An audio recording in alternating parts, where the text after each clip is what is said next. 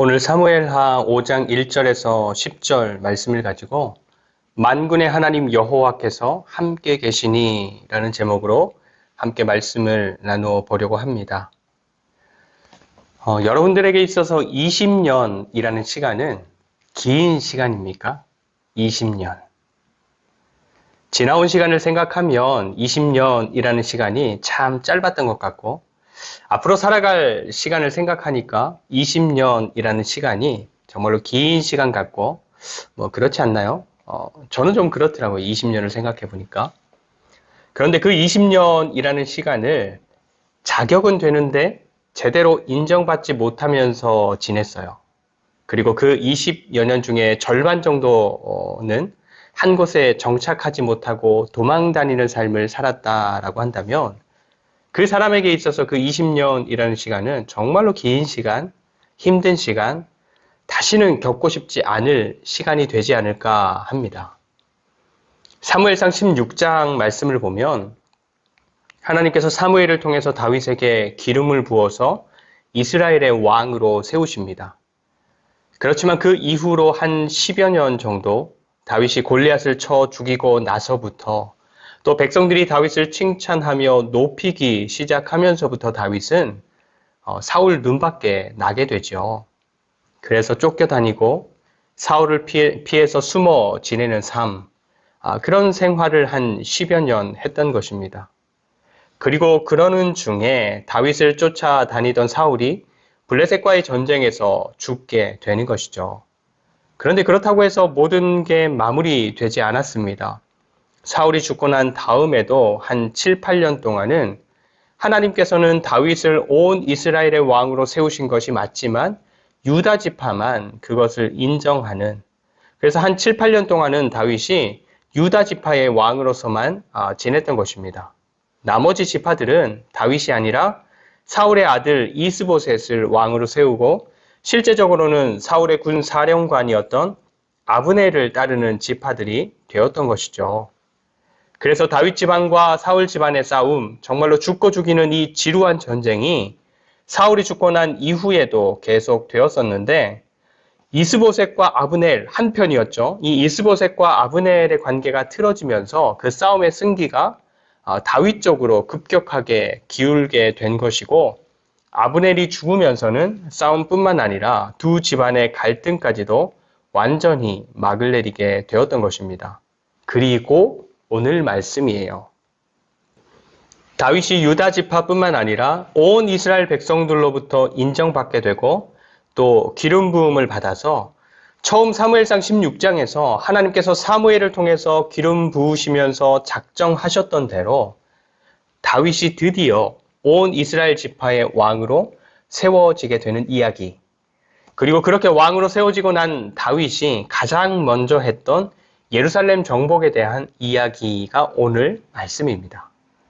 그러면 오늘 1절과 2절 말씀, 5장 1절과 2절 말씀을 먼저 한번 보도록 하겠습니다. 1절과 2절. 이스라엘 모든 지파가 헤브론에 이르러 다윗에게 나와 이르되 보소서 우리는 왕의 한 고륙이니이다. 전에 곧 사울이 우리의 왕이 되었을 때에도 이스라엘을 거느려 출입하게 하신 분은 왕이시었고 여호와께서도 왕에게 말씀하시기를 네가 내 백성 이스라엘의 목자가 되며 내가 이스라엘의 주권자가 되리라 하셨나이다 하니라. 아멘. 헤브론은 이스라엘 남쪽 지역에 있는 도시입니다. 유다 지파가 남쪽에 거주하고 있었기 때문에 다윗도 남쪽에 있는 헤브론에서 유다 지파를 다스리는 왕으로서 지금까지 생활을 해왔던 것입니다. 그래서 사울도 죽고 요나단도 죽고 아브넬도 죽고 이스보셋도 죽게 되자 드디어 다른 지파들이 다윗에게로 찾아오는 것입니다. 그러면서 1절과 2절을 말씀하는 것인데 먼저는 다윗 당신과 우리는 한 고륙, 지파는 다르지만 하나의 민족입니다. 이런 말을 하죠. 그리고 두 번째로 이전에 사울이 왕 위에 있을 때에도 이스라엘 백성들을 거느리고 실제적으로 많은 일들을 감당한 사람이 다윗 당신이었습니다. 라는 말을 합니다. 이것도 사실과 다르지 않습니다. 그렇죠?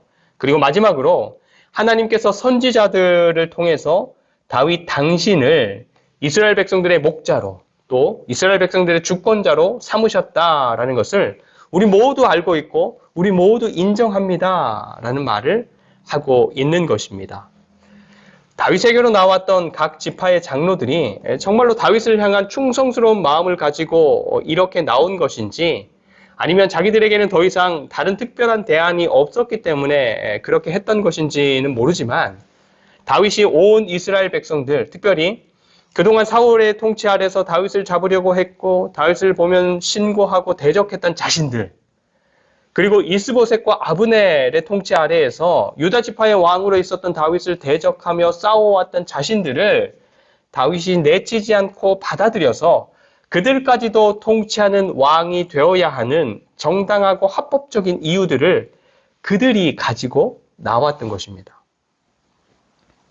여러분, 앞에서도 말씀드렸지만 지금 이렇게 되기까지 20여 년의 시간이었습니다. 하나님께서 작정하시고 기름 부어서 네가 온 이스라엘의 왕이다 라고 하나님께서 세워주신 것이지만 그 이후로 20여 년의 시간 동안 하나님께서 작정하신 그 일이 제대로 이루어지지 않았습니다. 오히려 하나님께서 택하시고 기름 부어 왕으로 세우고 나서부터 다윗에게는 더한 어려움과 더한 억울함과 긴장감과 위기의 상황들이 끊이지 않았던 것입니다. 하지만 결국에는 하나님께서 약속하신 대로, 하나님께서 작정하신 대로 다윗이 온 이스라엘의 왕이 되는 날, 모든 지파들로부터 인정받아서 왕이 되는 날이 오고야 마는 것입니다. 하나님의 약속이라는 것이 그런 것 같습니다. 더딘 것 같고, 어떤 때는 제대로 된 약속이 맞을까? 헛수고 하는 것은 아닐까? 이런 생각이 들기도 하지만 결국에는 말씀하신 대로 하나님께서 약속하신 대로 이루어지고야 마는 것이죠. 우리가 잘 알고 있는 요셉의 경우도 그렇지 않았습니까? 요셉이 어릴 적에 꾸었던 꿈, 어떤 꿈입니까? 밭에서 곡식단을 묶었는데 아버지와 형들이 묶은 곡식단이 자기가 묶은 곡식단을 향해서 절하는 꿈을 꾸었어요. 그리고 하늘의 해, 달, 별들이 자신을 향해서 절하는 꿈을 꿨어요. 이게 큰 꿈을 가지면 하나님께서 반드시 이루어 주신다. 젊은이들이여 막 큰 꿈을 꾸십시오. 이런 게 아니잖아요.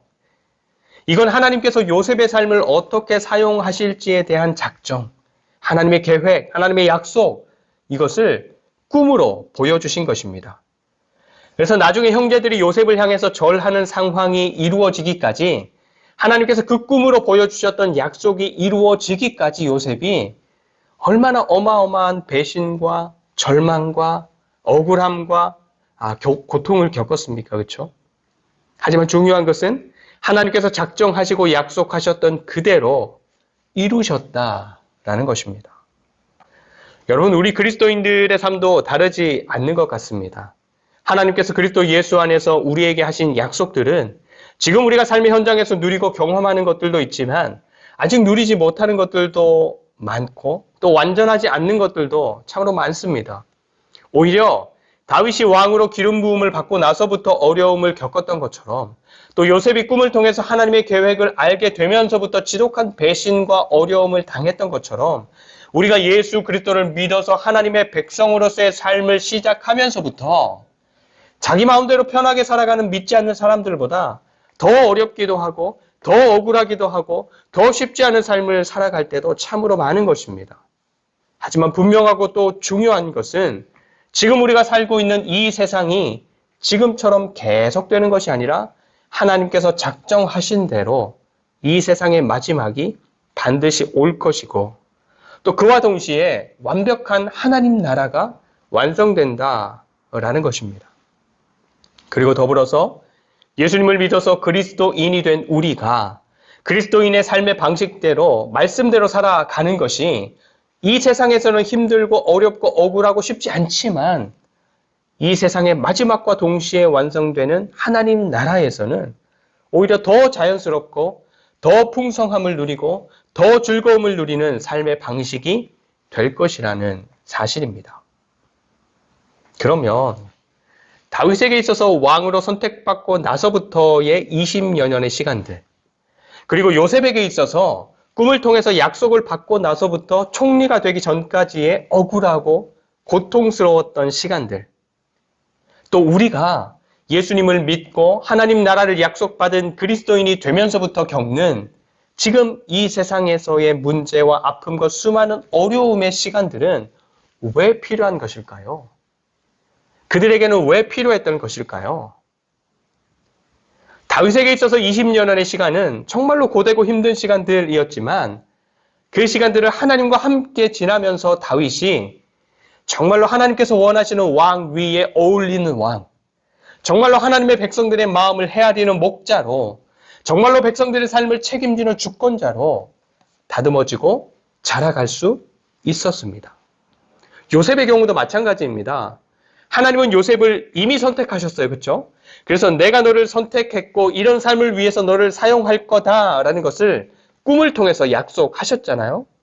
그런데 요셉은 약속은 있었지만 아직 그런 사람이 아닌 겁니다. 형들에게 배신당하고 노예로 팔려가서 일을 하고 억울한 누명을 쓰고 이런 정말로 바닥과 같은 삶을 살아가는 현장에서도 하나님과 함께하면서 지나는 그 시간들을 통해서 요셉이 정말로 하나님께서 원하시는 통치자, 애굽을 살리고 주변 나라도 살리는 통치자, 그리고 하나님의 더 큰 약속을 이루기 위해서 야곱과 그 가족들을 애굽 땅에서 하나의 큰 민족으로 자라갈 수 있도록 지혜롭게 행동하는 통치자의 역할을 잘 감당할 수 있는 사람으로 다듬어지고 자라갈 수 있었던 것입니다. 그러면 우리들은요? 우리들? 다윗과 요셉은 이미 지나간 일이지만 우리에게는 여전히 진행 중인 삶이잖아요. 하지만 똑같습니다. 하나님께서 예수 믿는 그리스도인들에게 약속하신 완전한 하나님 나라의 약속은 반드시 우리에게, 우리의 삶에 이루어질 것인데 그 과정에서 겪게 되는 문제와 아픔과 수많은 어려움들과 수고로움은 우리가 하나님 나라에 어울리는 완전한 하나님의 백성으로 다듬어지고 자라가는 데 있어서 반드시 필요한 삶이라는 것입니다. 중요한 것은 다윗과 요셉이 그랬던 것처럼 우리가 삶의 현장 속에서 하나님과 함께 그 시간들을 지나가느냐 아니면 하나님 없이 내 혼자 열심히 그렇게 지나가느냐 그것이 중요한 것입니다. 그래서 하나님을 믿는 우리 그리스도인들에게 있어서 우리들 각자가 가져야 하는 삶의 목표 그리고 함께 교회된 공동체가 가져야 하는 삶의 목표는 얼마나 큰 일을 하느냐, 얼마나 많은 일을 하느냐, 얼마나 완성도 있게 일을 감당하느냐 이러한 것들이 아니라 얼마나 하나님과 함께 하느냐 바로 이것인 것입니다. 왜냐하면 하나님과 함께하는 삶은 그 삶의 형태가 어떻든지와 상관없이 정말로 돈이 아주 넉넉한 부자로서의 삶을 살든지 아니면 그날 벌어서 그날 먹고 살아야 하는 삶이든지 아니면 다른 사람보다 더 특별히 뛰어난 재능을 발휘하는 삶이든지 아니면 누구도 주목하지 않는 평범한 삶이든지 뭐 어떤 삶의 형태인지와 상관없이 그 삶이 하나님과 함께하는 삶이라면 그 삶은 반드시 남는 삶, 도움이 되고 유익한 삶이 될 것이지만 하나님 없이 그냥 내가 살아가는 삶이라면 그 삶에서 어떤 위대하고 멋진 업적을 이루었든지 그 삶을 얼마나 많은 사람들이 부러워하고 칭찬하는지와 상관없이 하나님 없이 내가 그냥 살아가는 삶은 남지 않는 삶, 그냥 그것으로 끝나는 삶. 그래서 우리가 맞이할 영원한 하나님 나라에는 전혀 보탬이 되거나 도움이 되지 않는 삶으로 끝나고 마는 것입니다. 우리가 읽어가는 다윗은 그 삶을 영원한 하나님 나라의 보탬이 되도록 계속해서 건져 올리고 있습니다. 이전에 하나님을 의지하고 골리앗 앞에 나아가서 골리앗과 싸워서 이겼던 일이나 그 후로부터 사울에게 쫓겨다니고 숨어다니고 사울을 죽일 수 있는 기회를 사용하지 않았던 일도 그렇고 또 사울이 전쟁에서 죽게 되자 사울과 요나단을 조상하는 노래를 만들어서 유다 족속에게 가르친 것도 또 자기를 대적했던 아브넬이 찾아와서 받아달라고 하자 그를 위해서 잔치를 벌여준 일도 그렇고 이기는 일이나 도망가는 일이나 무엇인가를 사용하는 것이나 사용하지 않는 것이나 그리고 싸우는 것이나 가르치는 것, 용서하는 것, 약속하는 것 그 모두가 하나님과 함께 하나님을 의지하는 삶이 되도록 그 삶을 경영해 왔던 것입니다. 그래서 하나님께서 다윗에게 하셨던 약속, 이스라엘의 왕으로 삼겠다라는 약속도 오늘 말씀에서 가장 적절한 상황과 함께 다윗의 삶에 이루어지고 있는 것입니다. 바라기는 그리스도인 된 저와 여러분들의 삶에서도 하나님께서 하나님을 사랑하는 사람들을 향해서 하신 수많은 약속들이 하나하나 깨달아지는 은혜가 있고 또 그것이 믿어지고 이루어지고 역사하는 그러한 경험들을 통해서 저와 여러분들의 삶이 좀 더 풍성해지기를 간절히 축원드립니다. 그리고 이렇게 20여 년 전에 다윗에게 하셨던 하나님의 작정하심이 가장 적절한 상황 가운데에서 이루어지고 난 후에 다윗은 예루살렘을 정복합니다. 6절과 7절 말씀인데요. 6절과 7절. 왕과 그의 부하들이 예루살렘으로 가서 그 땅 주민 여부스 사람을 치려하매 그 사람들이 다윗에게 이르되 네가 결코 이리로 들어오지 못하리라. 맹인과 다리 저는 자라도 너를 물리치리라 하니 그들 생각에는 다윗이 이리로 들어오지 못하리라 함이나 다윗이 시온 산성을 빼앗았으니 이는 다윗성이더라. 아멘. 예루살렘에 살고 있었던 여부스 사람들, 여부스는 예루살렘의 옛날 이름이 여부스인데 시간이 지나서 지명은 예루살렘으로 바뀌었지만 거기에 살고 있었던 사람들을 지칭할 때는 여전히 여부스 사람들이라고 불렀던 것 같습니다. 여튼 그 예루살렘 지역은 오래전부터 난공불락의 지역, 6절에서 여부스 사람들이 다윗을 향해서 이야기하는 것처럼 맹인과 다리 저는 사람이라도 수월하게 지킬 수 있는 지역이다라고 할 만큼 공략하기 어려운, 상대편에서는 공략하기 어려운 지역으로 불렸습니다.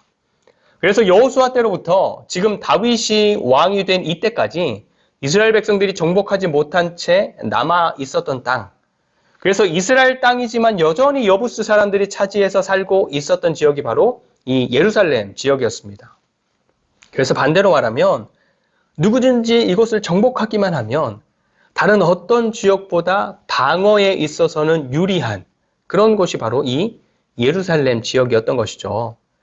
그래서 다윗은 온 이스라엘 백성들의 왕으로 세움을 받자마자 곧바로 예루살렘을 공략하는 것입니다. 그런데 결과는 어땠습니까? 여호수아도 정복하지 못했고 유다 지파의 갈렙도 정복하지 못했던 땅이고 그 이후에 일어났던 사사들 중에 어떤 사사도 정복하지 못했던 땅이 바로 예루살렘이었습니다. 하지만 다윗은 곧바로 정복합니다. 다윗이 용감하기도 했고 지혜롭기도 했고 다윗과 함께 죽으면 죽으리라 라는 마음으로 전쟁에 임했던 부하들, 장군과 병사들이 있었기 때문이기도 했겠지만 무엇보다 승리의 원인은 10절 말씀에 있습니다. 10절. 만군의 하나님 여호와께서 함께 계시니 다윗이 점점 강성하여 가니라. 아멘. 하나님을 사랑하고 그래서 삶의 모든 일에서 하나님께 묻고 하나님을 의지하고 그래서 그렇게 살아가는 다윗과 함께 하시는 하나님이 다윗의 삶을 어떻게 하시는 거예요? 돕는 것입니다. 다윗을 강하게 하시고 또 이기게 하시는 것입니다. 단순히 다윗 이 한 사람의 삶을 돕고 강하게 하시는 것이 아니라 하나님께서 세우신 왕인 다윗의 삶에 함께 하시고 그래서 그를 강하게 하시고 그 삶을 돕는 것을 통해서 하나님의 백성들인 이스라엘 백성들 그리고 그 백성들이 살아가는 온 나라를 든든하게 세워 가시는 것입니다.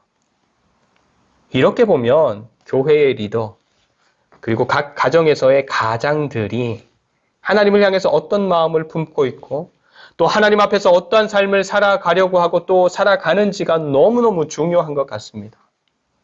왜냐하면 그 한 사람 덕분에 교회 가운데 그리고 가정 가운데 늘 하나님께서 함께 하시면서 강하게 하시고 그 행사를 돕는 것을 통해서 하나님의 교회가 그리고 믿음의 가정들이 더욱더 든든하게 세워져 갈 수도 있을 것이지만 또 반대로 그 한 사람 때문에 하나님의 교회에서 그리고 믿음의 가정에서 하나님이 떠나시고 그래서 하나님의 교회가 아닌 게 되거나 또 믿음의 가정이 아닌 그런 공동체가 되어버릴 수도 있기 때문인 것입니다. 여러분, 우리가 다음 달 16일 설림 예배를 앞두고 하나님께 말씀으로 또 기도로 준비하면서 또 실제적인 준비들을 해가면서 무엇보다 먼저는 우리의 교회가 만군의 여호와께서 함께 계시는 교회, 그래서 하나님께서 강하게 하시고 하나님께서 든든히 세워가시는 그런 교회가 되면 좋겠습니다. 그래서 여호수아 때로부터 정복하지 못했던 난공불락의 예루살렘을 하나님이 함께 하시는 다윗이 단숨에 정복해서 온 이스라엘의 시작을 든든히 했던 것처럼 우리가 하나의 교회로 세워져 가고 자라가는 데 있어서 안 된다, 어렵다, 불가능하다 하는 것들이 있더라도 하나님께서 함께 하시는 하늘 둥지 교회이기에 하나님의 뜻 안에서 우리에게 약속되고 계획되고 이루어야 할 일들이 단숨에 이루어지고 이 지역 가운데에서 더욱 든든히 그리고 견고히 세워져가는 하나님의 교회가 되면 좋겠습니다. 그리고 그것을 바탕으로 우리들 각자의 가정도 하나님께서 늘 함께 하시는 믿음의 가정으로 든든히 세워져가고 그런 부모님의 신앙 아래에서 우리의 자녀들도 말씀과 기도로 그 믿음이 아름답게 자라가는 일들이 기쁨 가운데에서 정말로 풍성하게 일어나면 좋겠습니다. 날마다 하나님의 말씀을 통해서 하나님과 친밀하게 사귀시고 또 하나님의 말씀을 통해서 하나님과 동행하는 그런 그리스도인의 풍성한 삶이 저와 여러분들의 삶이 되시기를 간절히 축원드립니다. 기도하겠습니다. 언제나 우리와 함께 하시는 하나님을 찬양합니다. 우리를 하나님의 자녀로 택하셔서 약속된 복과 은혜를 부어주시고 그래서 이 땅을 사는 동안 더욱더 하나님의 자녀다운 모습으로 빚어져 갈 수 있도록 도우시니 감사드립니다. 아직도 연약한 우리의 몸과 마음을 굳게 붙들어 주셔서 시험당하여 넘어지지 않게 하시고 하나님과 함께하는 삶의 기쁨과 풍성함을 깊이 누리며 날마다 강건해져 가고 든든히 세워져 가는 우리들 각자가 되고 또 믿음의 가정과 거룩한 교회가 될 수 있도록 긍휼을 베풀어 주시고 우리의 삶에 깊이 일하여 주시옵소서. 이미 시작되고 날마다 더욱더 세워져 가고 있는 교회이지만 과정 가운데에서 설림 예배를 준비하고 있습니다. 모든 과정과 그날의 예배와 행사 가운데에도 은혜와 기쁨이 가득하기를 원합니다.